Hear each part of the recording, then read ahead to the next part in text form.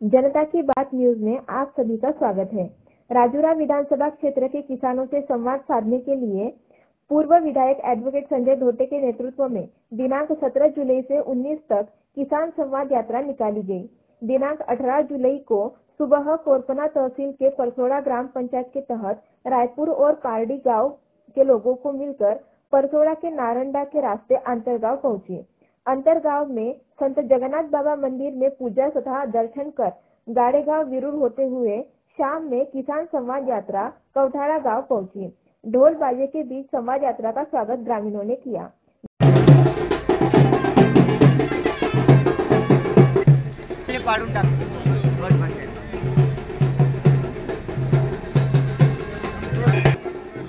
ज्ञात हो समीपस्थ क्षेत्र में की भूमि वेकोली की कोयला खदानों के लिए अधिग्रहित की गई है। किसानों को उनकी अधिग्रहित की गई भूमि के लिए उचित मूल्य मिले, इसके लिए पूर्व सांसद तथा केंद्रीय ओबीसी आयोग अध्यक्ष माननीय हंसराज अहीर ने अथक प्रयास किए हैं। स्थानीय सभागृह में हजारों लोगों की उपस्थिति में आयोजित एक सभा में माननीय हंसराज अहीर ने कोयला खदान भूमि अधिग्रहण के संबंध में संगोष्ठी तथा रोजगार संदर्भ में चर्चा में स्थानीय किसानों, वेकोली में नौकरी का इंतजार कर रहे प्रकल्पग्रस्तों, महिलाओं की समस्याएं सुनी तथा जन सुनावनी के तहत इन सभी समस्याओं का समाधान करने तथा सरकार के समक्ष उठाने का आश्वासन दिया। माननीय हंसराज अहीर ने कहा कि गरचांदुर से चंद्रपुर कौठाड़ा होते हुए यह जो सीमेंट मार्ग गया है, जिस पर वाहन चलते समय अब पेट का पानी भी नहीं हिलता है, इसके लिए इस पूर्व विधायक एडवोकेट संजय धोटे ने पाठ पुरावा किया था। लेकिन किए हुए कार्यों का श्रेय लेना हमारी आदत नहीं, हम जनता के लिए कार्य करते हैं, ऐसा प्रतिपादन माननीय हंसराज अहीर ने किया। सुने माननीय हंसराज अहीर ने क्या कहा।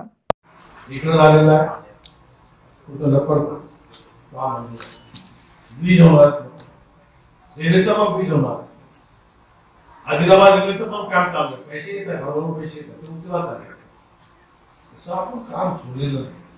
काय करू काय करतात कोणतंही काम असेल मी मंजूर केलं, आम्ही केंद्राचा पैसा होता, गडकरी साहेबांचा पैसा मी आलो, मी मंजूर केलं, मी खासदार काय येतात आम्ही पावती घेतो, आम्ही आलो काय अर्थ पुरावे द्या ना, तुम्ही आलो दोन्ही रोड आम्ही मंजूर केलेले आहे, दोन्ही मी म्हणतो ना ह्या रोड संजय बाबूंनी केला, इमानदारीने बोलतो काय लोकांना इतकी सवय खराब आहे, आला माहिती केअर मंजूर केलं, मंजूर केलं इथला आमदार आहे तो, महाराष्ट्राचा आमदार, इथं पैसा इथं तर पैसा आम्ही केंद्रातून मागला पैसा मंजूर केलं, अजूनही भरपूर काम करतो आम्ही। सिंचनाच्या बाबतीत या जिल्ह्यात दुसरा पैसा आहे की तो चांगला प्रोजेक्ट आहे, पुढचा तो वाढला लोकपाल लोकांनी अडवलं, इथं मी खूप बदनामी लावतो कारण या तालुक्यात 62 गावांचा लाभ होणार, मी त्याला विरोध कधी केला मग मी त्या लोकांना इतका काही नको नको वास्तविक त्या महाराष्ट्राचा सर्वात चांगला प्रोजेक्ट तोच आहे। सभा को पूर्व विधायक एडवोकेट संजय धोटे ने भी संबोधित किया। सुने एडवोकेट संजय धोटे ने क्या कहा। बॉटमच्या माणसापर्यंत जाऊन किती काम करू शकतो हे यावेळेला पहिल्यांदा आयोगाच्या अध्यक्षाच्या माध्यमातून आपण दाखवून दिलं आणि आज मी विशेष धन्यवाद याच्यासाठी देतो की आज दोन्ही कारखाना काल आणि आज भैयांची दिल्लीला रेग्युलर सुनावणी असते, परंतु आम्ही विनंती केली की या भागातल्या शेतकऱ्यांच्या कोलमाईचा जो प्रश्न आहे, कोलमाईस मध्ये राहिलेला उर्वरित जमिनीचा प्रश्न आहे, रोजगाराचा प्रश्न आहे, या ठिकाणी आपली उपस्थिती पाहिजे आहे, तर त्यांनी आणि वनजमिनीचा पट्टाचा जो प्रश्न आहे जीवतीचे, त्या दोन्ही ठिकाणी तुमची आम्हाला आवश्यकता आहे आणि आपण आम्हाला वेळ द्यावा। अतिशय व्यस्त असताना सुद्धा त्यांनी तिथल्या दिल्लीच्या तारखा रद्द करून आपल्यासाठी वेळ दिला, याच्याबद्दल मी या समाज यात्रेतर्फे मनापासून भैयांना धन्यवाद देतो। कौठाळाला सुद्धा या भागातल्या बऱ्याचशा लोकांच्या जमिनीचा प्रश्न आहे, काही भागातल्या थोड्याशा जमिनी राहिल्या, विरुद्ध गाडेगावच्या राहिल्या, बाकीच्या आमच्या या पूर्ण धोबी पावणी साखरे बरोडा या क्षेत्रातल्या काही आवाजपूरच्या किल्ल्यातले शेतकरी आहेत, बऱ्याचशा लोकांच्या थोड्या जमिनी राहिल्या आहेत आणि काही जमिनी अशा सोडून दिल्या आहे डब्ल्यूसीएलने की आता त्याच्यानंतर ते तिथे जाऊन शेती करू शकत नाही आणि डब्ल्यूसीएल घ्यायलाही तयार नाही, परंतु याच्यासाठी सतत आदरणीय भैयाकडून या WCLच्या अधिकाऱ्यांच्या विरोधात सतत दबाव चालला आहे आणि या दबावामुळे त्यांना या बैठका घेणं भाग पडत आहे। सभा में खुशाल बोंडे ने भी अपने विचार रखे।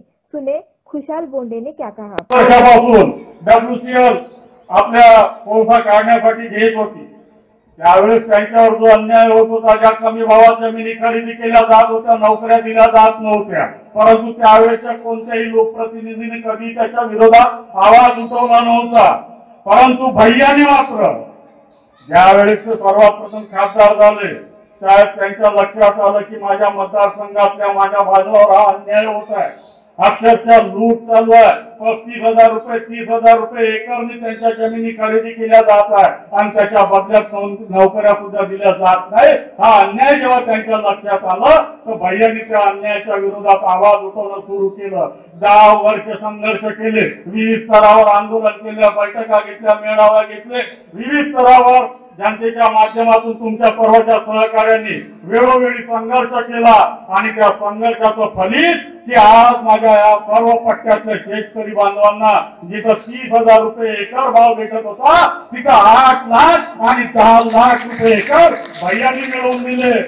आणि या WCL एरियामध्ये आज देशात एकमेव खासदार असे होते की ज्यांनी आपल्या या लोकसभा मतदारसंघात आणि थोडा नागपूरचा पट्टा हा मतदार ह्या भागामध्ये मिळून 12,000 नोकऱ्या भैयाने वाढवून आणल्या आणि आमच्या शेतकरी बांधवांच्या मुलांना 12,000 नौकऱ्या उपलब्ध करून दिल्या। राष्ट्रवादी कांग्रेस पार्टी के प्रदेश सह सचिव आबिद अली ने भी उपस्थित किसानों तथा ग्रामीणों को मार्गदर्शन किया।